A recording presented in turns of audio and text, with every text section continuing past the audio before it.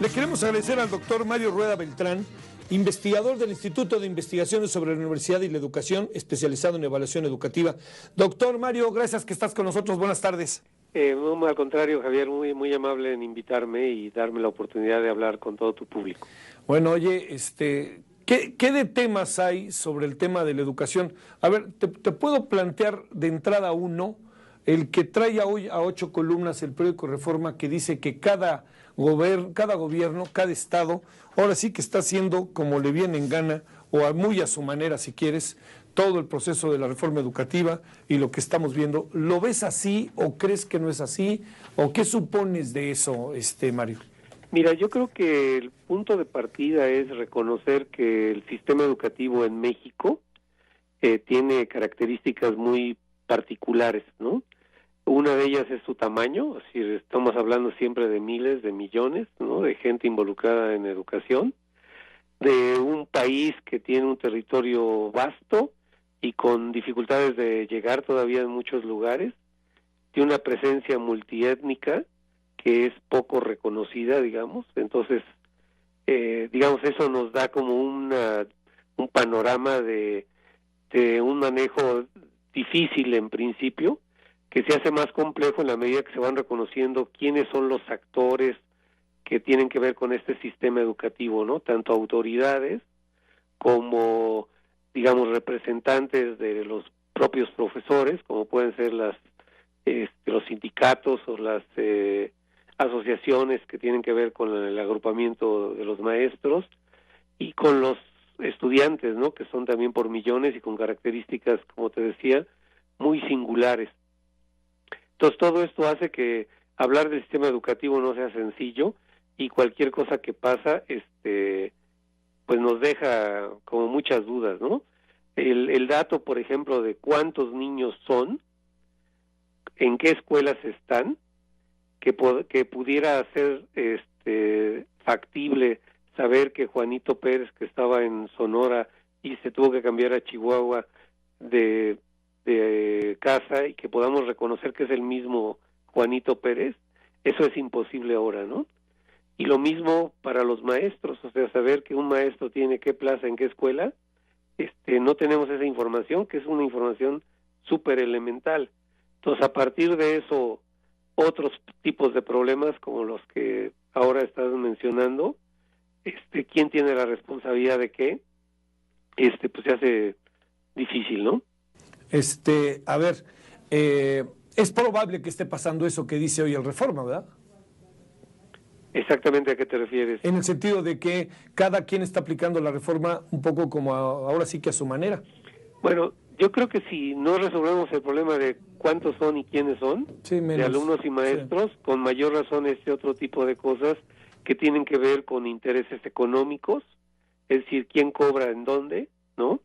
Y también con intereses políticos, ¿no? Es decir, los que no están frente al grupo, a qué se dedican y qué han permitido que ocurra. Y yo creo que esto en cada uno de los estados, pues son historias como muy distintas, ¿no? A ver, doctor, te planteo, en la lectura básica del censo educativo, para ti, ¿dónde están como los grandes hallazgos? Lo que nosotros deberíamos de tener una enorme atención, y que viéramos también que son datos que en algún sentido no nos los esperábamos, o por lo menos ahora resulta que ahora sí ya lo sabemos, como dice por ahí, de cierto. O sea, yo creo que es primero muy importante que se haya tomado la decisión de hacer el censo.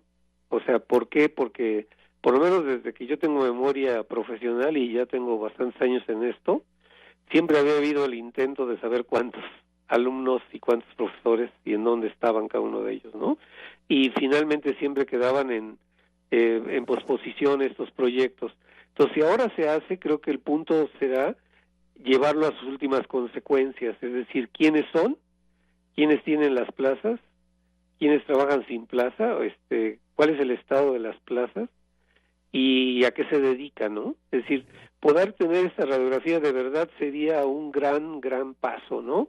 Pensar en cualquier otra cosa mientras no resolvamos ese punto elemental, creo que sería estar actuando en falso, ¿no? Entonces yo creo que la primer plataforma es información confiable.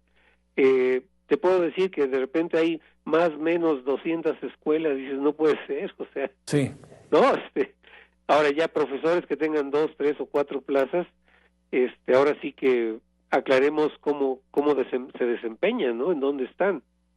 Yo personalmente haciendo investigación me he topado con situaciones en que hay un grupo que tiene un profesor que está intermitentemente porque a su vez está dando clase en otra escuela en el mismo horario y entonces brinca de una a otra, ¿no? Digo, eso obviamente habla de una condición como muy difícil de que desempeñe bien su labor como profesor, ¿no?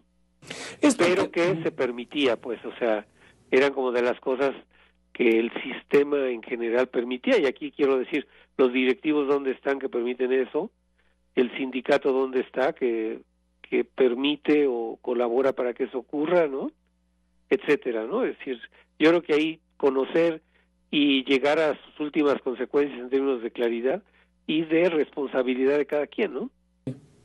Oye, doctor Mario Rueda Beltrán, a ver, te planteo, el hecho de que haya profesores, que el otro día yo decía, oigan, pero ¿cómo puede ser posible que tenga 4 plazas?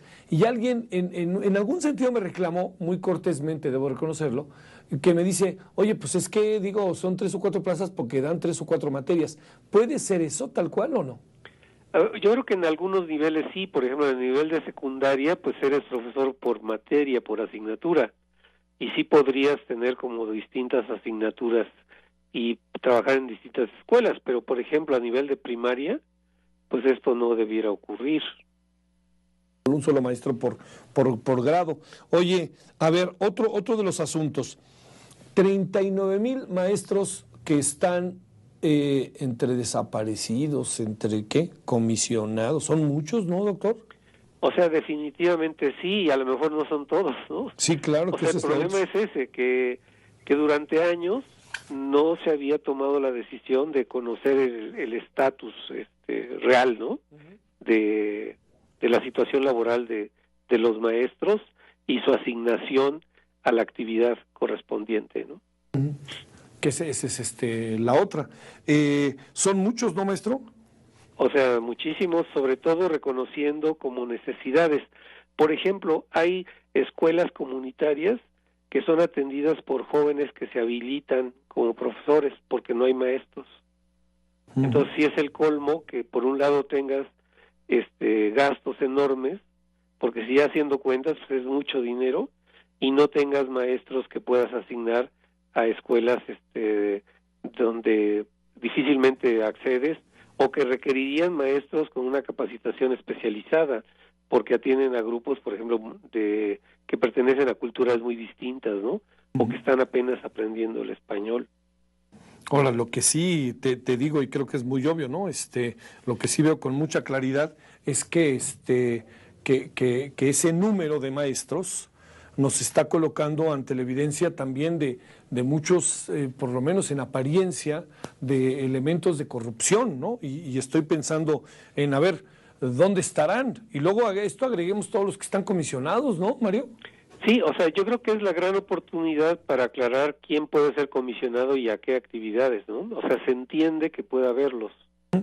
Ahora, habrá que ver qué actividades o qué funciones están desempeñando, ¿no? Es decir, no quedarse a medias. Si ya hiciste una acción, continuar hasta que se agote y tengas la información precisa, ¿no? Ahora, claro que esto está, acompañado de cada quien asuma su responsabilidad según el nivel que tenga, ¿no? Sí, claro. ¿Cuáles son esos hallazgos para cerrar la conversación, doctor, que tú consideras importante, que nos dan, que nos da un algo que tú no imaginabas o que nos confirma algo que tú imaginabas como especialista? ¿Alguna mirada en este sentido? Pues mira, yo creo que es un principio de orden elemental. ¿Cuántos alumnos hay en el sistema? ¿En qué grados están? ¿Y qué profesores están a cargo de quién? ¿No? Yo creo que esa es la plataforma que si no la tenemos, olvídate de evaluar maestros, olvídate de aplicar pruebas, ¿no? Porque pues ni sabes a quién se las aplica ni quién las contesta. Y yo creo que parte de eso tiene que ver con que no reconocemos el sistema educativo que somos. Entonces de repente los urbanos pensamos que todos están en la misma condición y no. O sea, el censo, entre otras cosas, creo que eso también es muy interesante, está reportando carencias que ya sabíamos, pero que no las teníamos tan precisas, ¿no? Como cuántas escuelas no tienen luz o no tienen baños, ¿no? Agua potable. Entonces, ¿cómo estar pensando en la educación del futuro y las nuevas tecnologías, etcétera? No tienen internet. Es decir, si no partimos de quiénes somos, qué tenemos, y de ahí empezar una gran transformación, porque creo que todos estamos de acuerdo en que tenemos que ser mejores en cuanto a la oferta educativa y la atención que le estamos dando a los niños y jóvenes de este país. Sí, ese es el asunto. No había manera de hacer más que este censo en esta pasada, ¿verdad? Porque algunos han dicho que por qué no nos metimos también en el asunto de las aulas, etcétera. No estaba tan fácil, ¿no? En términos técnicos, incluso me atrevo a decir. Sí, o sea, yo creo que es una aproximación muy buena en el sentido que es la primera que realmente se realiza, pero información la hay, ¿no? Y con esa información yo creo que ya podrían desarrollarse acciones concretas, por ejemplo, de poner luz, poner agua, poner aula, ¿no? Que en muchas poblaciones no hay. Sí, que ese es el asunto, ¿no? Ya por lo menos tenemos una base hoy, ¿no? Sí, o sea, la parte de estructura física, digamos, de plataforma, de salón, bancas, luz, es esta cosa que no todos tienen, ¿no? Sí. O sea que un buen número no tiene. Y la otra, la atención especializada a los grupos que consideramos requerirían de una atención especial. Como inciso, son todos estos grupos de etnias muy diversas, con otro lenguaje, con otra cultura, que requerirían maestros especializados. Bueno, doctor, te queremos agradecer mucho que hayas tomado la llamada. No, al contrario, un placer, Javier. Hasta luego, doctor. Hasta luego, un abrazo. Es el doctor Mario Rueda Beltrán, investigador del Instituto de Investigaciones sobre la Universidad y la Educación y en el área de evaluación educativa.